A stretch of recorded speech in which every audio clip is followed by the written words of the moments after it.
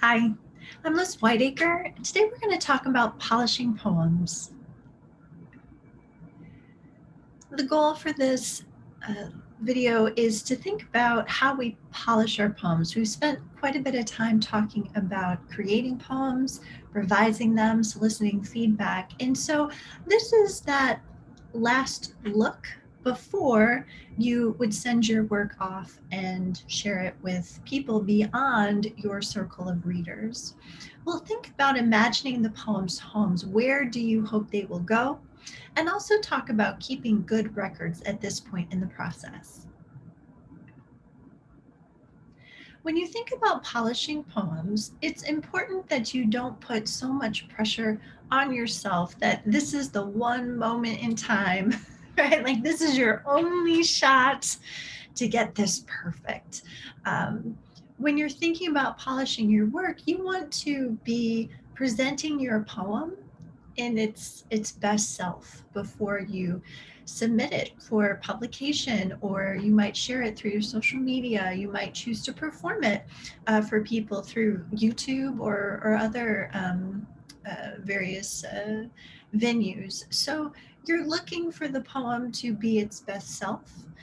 It doesn't mean that you won't come back to it in future and continue to work with it. And so don't put too much pressure on yourself. Instead, you're looking to make it as awesome as it can be right now.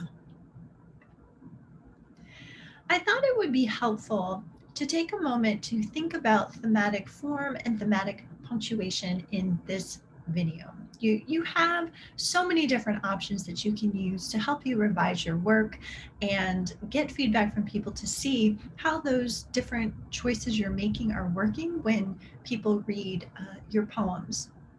And so, kind of a next level issue with polishing is making sure, right, not only you're communicating the message that you hope to communicate with readers through the poem, but you also have an opportunity to use its form in order to help support that.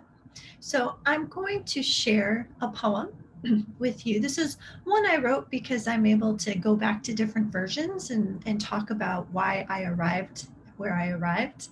This is a short poem called Other People's Pain. And what you're looking at right now is the version that I have out in the world right now.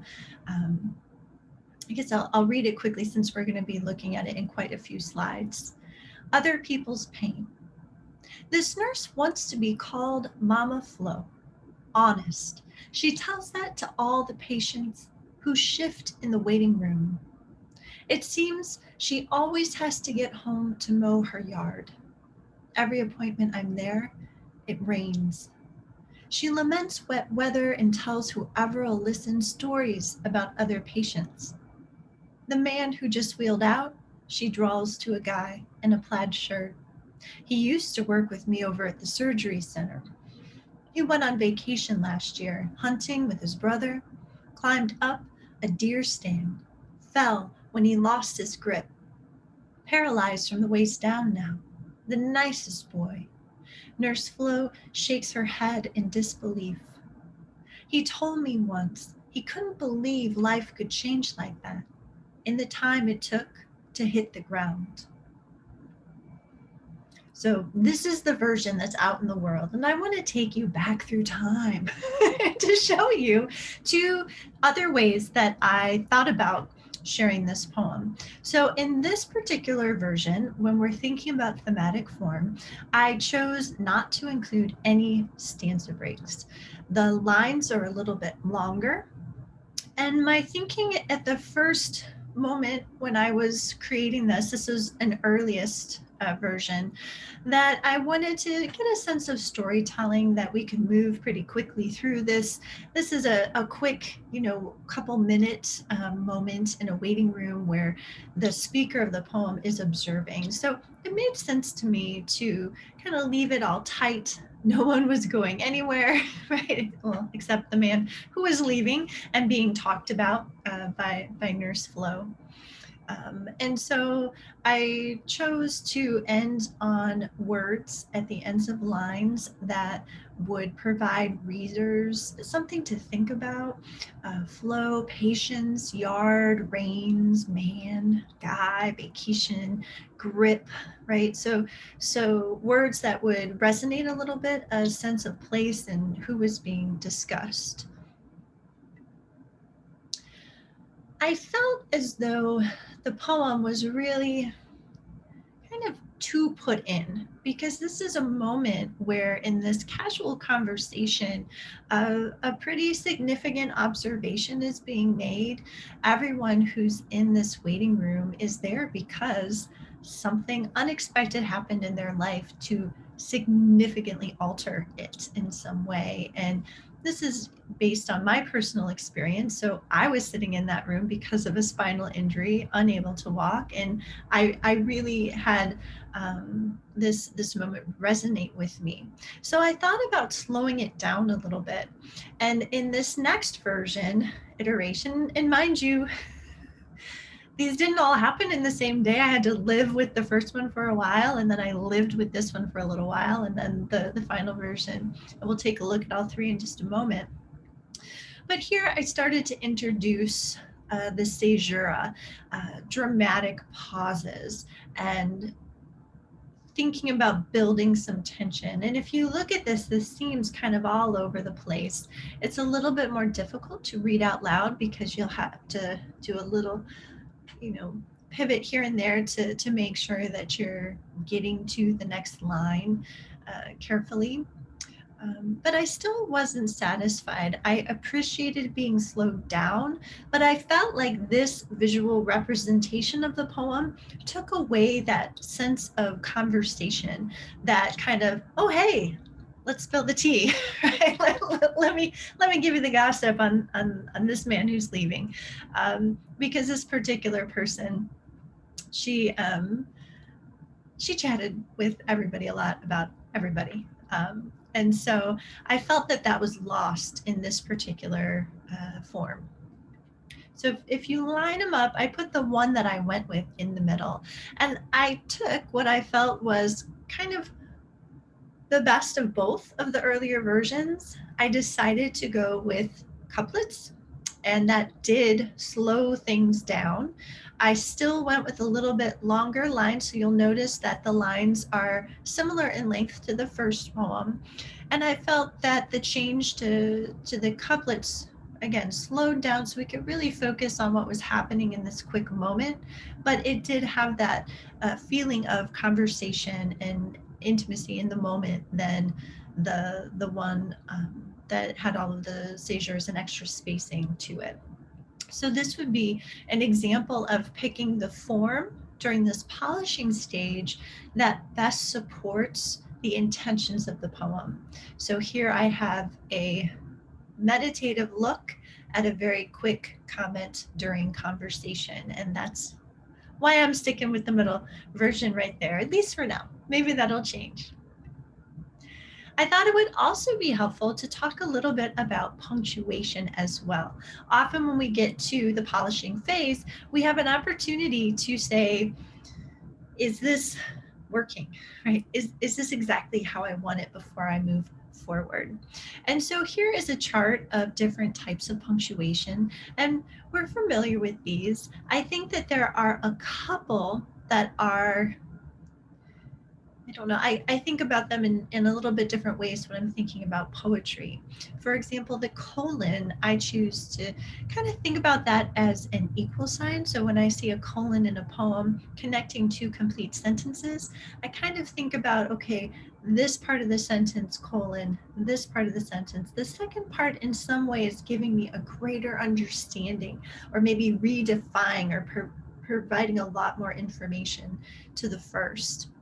Same with the M dash. I think of the M dash as interrupting something. So if I want to show an abrupt move in the poem, I'm probably going to go with the M dash rather than say the parentheses, where maybe it's a quieter aside. We're saying something, hey, this is happening too, and we're coming back, versus, hey, wait, this happened, and then coming back to the poem. So that might be a little bit different between the parentheses and the dash. Hyphens are going to be connecting words, and sometimes you can do something really interesting with compound and compound nouns and adjectives, where you are combining words with a hyphen in order to kind of create a unit of thought that might describe a noun or a verb in interesting ways. The quotation marks, the double quotes, I tend to use for spoken out loud dialogue, whereas when it's internal inside the speaker's mind, maybe they're remembering a conversation or you want extra emphasis, I would personally choose to use italics rather than quote marks for that. And then you can see interesting things. Square brackets in academic writing usually means that you are inserting something. So the speaker or the author is inserting something into a quote by someone else. And so you might think about using square brackets to brace things or insert things in a way that the parentheses might feel more like an aside. And sometimes people will use the slash mark in interesting ways. When we scan poems, when you write an academic essay and incorporate a quote from a poem and you want to suggest that there is a line break, the stroke or the slash is used to visually demonstrate that if you're not going to format it down the page in the original line break format.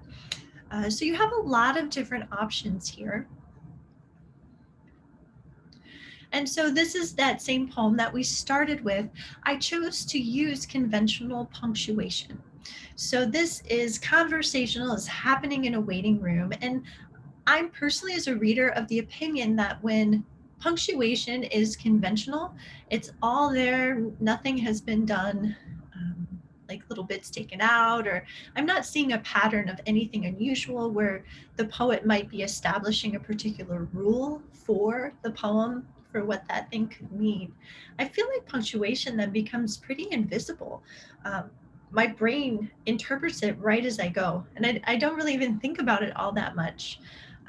At the very end in the last line, I did choose to use an M dash, an interruption, to really underscore that epiphany that life can change in the time it takes to hit the ground. That, oh, like, it seems so obvious, and yet, right? So I wanted to show you what the poem looks like without any punctuation. So this is stripping it out all the way, and what it feels like. So usually if I am choosing not to use any punctuation, it's because I am writing a poem where the speaker is inside their own head. So to me, in this poem, this feels a little bit more like a memory to me rather than maybe a vignette or short story, a little scene. I had to include caesuras in a few moments where I had to have a pause, like between honest. She tells that to all the patients in that first stanza.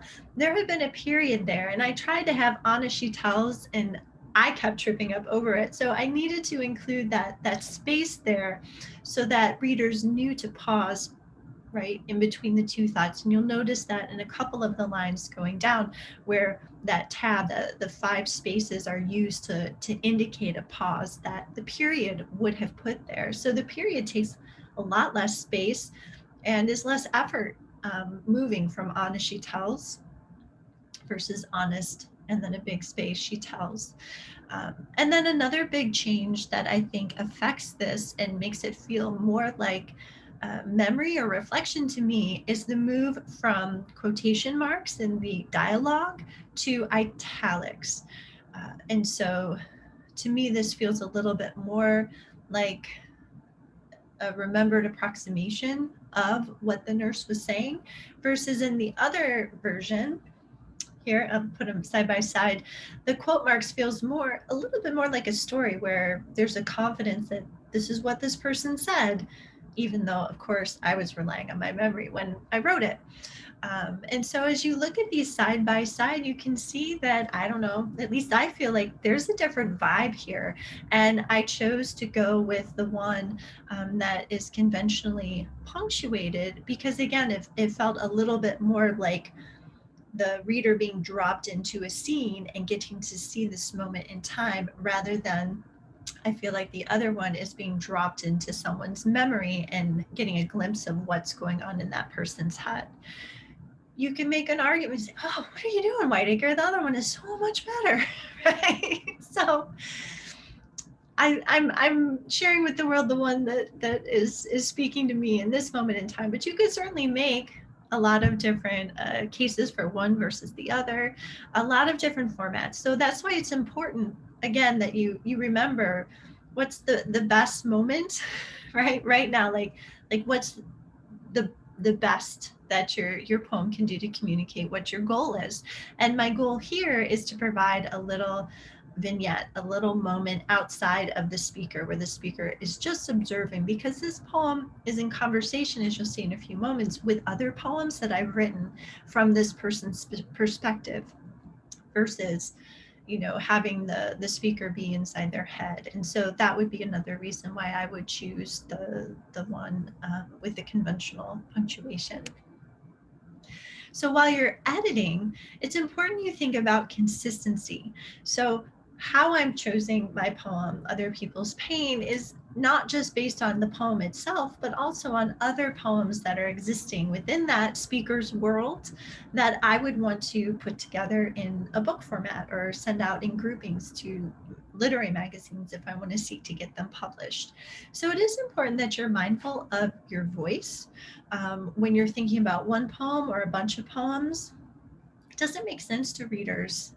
And sometimes when you're polishing poems to share with a wider audience, thinking about a voice and the consistency in that over the course of several poems might help you make some choices in polishing. Also, thinking about form. Just like I shared with you right now, some of my reasonings why the poem is living as it's living right now, and making sure that you're consistent with those choices. If you've decided, okay, I'm going to use punctuation, but you have a bunch of grammar errors in there, right? Your readers are going to be like, huh, why didn't they use a comma there, but they used a comma there? What does that mean? What significance is that? Well, you want to make sure that there's a payoff there for your readers spending all of that extra time thinking about what that means and why that's important and why that's significant. So making sure that you're consistent with those choices. If you establish a rule for using italics, make sure you're using it, following that rule throughout the poem. Again, otherwise readers will wonder why. What does that mean?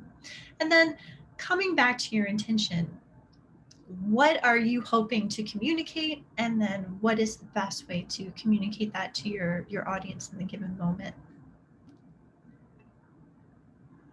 Grouping poems. When you're getting to the polishing stage, sometimes we have multiple. We don't have just one and that's all we work on for a year. At least I hope not. You've been writing a lot of poems right now, so you have a lot of poems that might be coming from the same voice, the same perspective, because you have been writing them over the course of several weeks. There might be particular forms that you are interested in, and so you have been exploring them.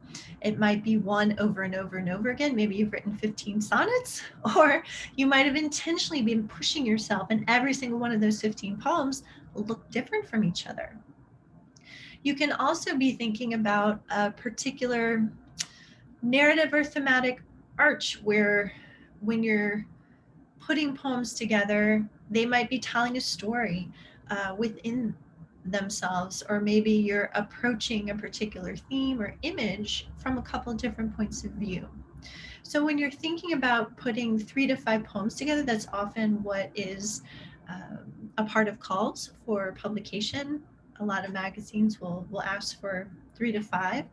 Think about the poems that you're pulling out to live with each other when they arrive at the editor's inbox or desk or submittable, that there's a sense of intention, right? These 3 poems in this particular order are doing what to have either a variety of voice and form and theme, right? You're trying to show, hey, I can do all of these things, or a continuity of those things so that that little bite size part of your work is giving someone a pretty in-depth experience when they're reading them with each other. So here's an example. If I wanted to take other people's pain, I might pull in these two poems of mine. um, Other people's pain is third person point of view, looking at a waiting room where the speaker is witness or observer but is not engaging in the poem, versus the second poem, Cold in a Paper Ground, that lets you know that the speaker, the I, right, has had an accident and is in the ER themselves. And then that kind of provides some backup story for why that person would be in the waiting room with Mama Flo. And then the third poem there is Pain Plays Dirty. Suddenly we have a second uh, person point of view. Pain is personified and the speaker is having, a relationship with pain. So that provides a little bit different style and perspective, but all three of these poems have to do with a person living with pain and trying to find ways to heal themselves. So that might be a reason why these three things are packaged together. They show a little bit of variety of form and voice, but thematically they are all working together. So I might take my own advice and send those out. As you are working on your poems, you're polishing them, you might be finding homes for them, like, oh, I'm going to put these three together and send them to this magazine. I'm going to put these together and I'm going to record them and put them on YouTube to share with my folks on social media, my followers. Keep track of different versions, keep track of what's out where and the progress that you're making and who you shared your work with. It can be really easy to forget where everything is. You have a flurry, you send off a bunch of poems to a bunch of places, and then it can be 1 month, 4 months, 6 months, 8 months before you hear back from people. And so you want to be mindful about where things are. We've already talked about a process that works for you. So this might be an Excel sheet, this might be a Word document, this might be note cards and an old recipe, and Rolodex, whatever's working for you. Do keep track of what's the finished draft in that moment of time that is out, and what progress is it making. And that'll just help you keep track of things and make sure that you don't miss any opportunities. So, a polishing prompt that you can do is pick one of your poems that you feel is just about ready to share with the world and take a look at your use of punctuation.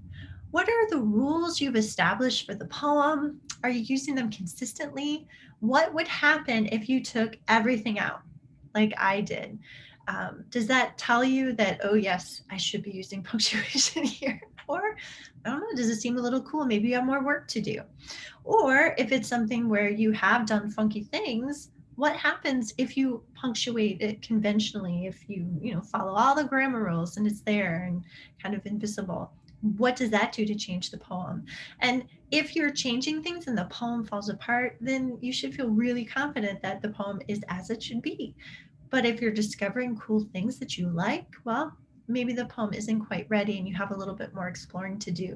And then the same thing with your form. If you change your line breaks, if you change things around how it looks visually, is that significantly changing the poem? Either you've discovered what it should be becoming, or you've proven to yourself that how you had it was the best way you could have it right now. Skills practice: take 3 poems that you've written and revise them, polish them, get them ready to go. We'll be using these 3 edited poems as kind of a practice packet for publication when we talk about disseminating your work. So, what's coming up? We are going to dive into the world of publication and performance and think about different ways you can share your work more widely with readers, what to expect when you do that.